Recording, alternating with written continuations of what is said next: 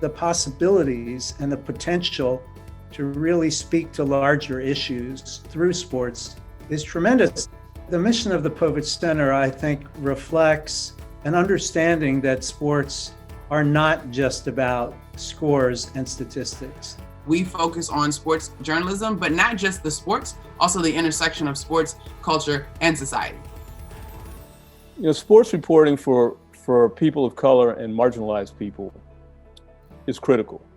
The Povich Center definitely helps students consider the lens of sports, the opportunities that are sports specific, but also how sports reflect society at large.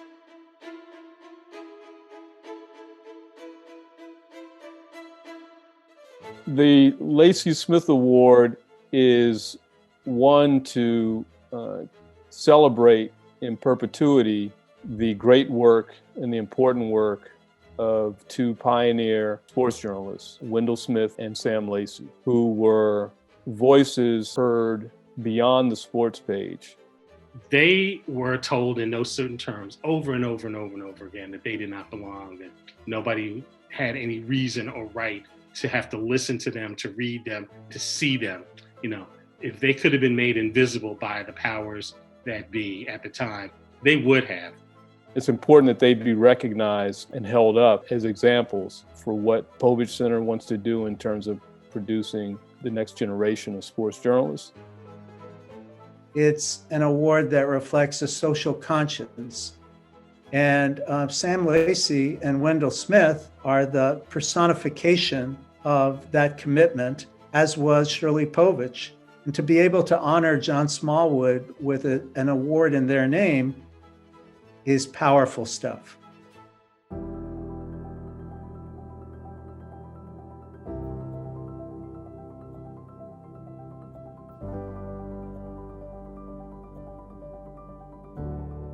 He left people thinking differently about sports and the people who play them, and the people who participate in them, and people who invest their time and their emotions and their resources into it.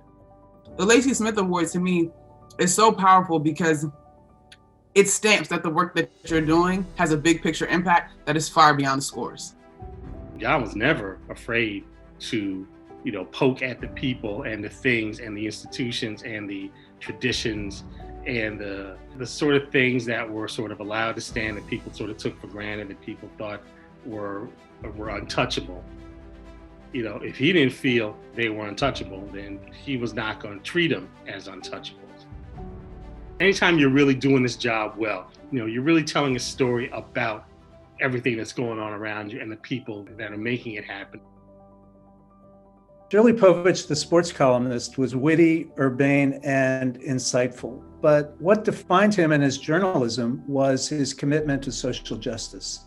He worked for the Washington Post for 75 years, and for much of that time, he was writing about inequality and exclusion like very few others in the mainstream media. I know that Shirley Povich would be quite proud of the Povich Center for honoring John Smallwood.